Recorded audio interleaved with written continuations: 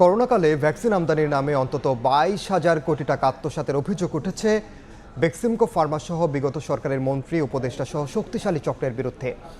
এ ঘটনায় সাবেক প্রধানমন্ত্রী শেখ হাসিনার উপদেষ্টা সালমান এফ রহমান, সাবেক স্বাস্থ্যমন্ত্রী জাহিদ মালেক সহ অন্যদের বিরুদ্ধে অনুসন্ধানে নেমেছে দুদক। সংস্থাটিতে আসা অভিযোগে বলা হয়েছে, করোনাকালে বাংলাদেশি প্রতিষ্ঠান globe biotech limited Bangavax vaccine বাজারজাত করার উদ্যোগ নেয়।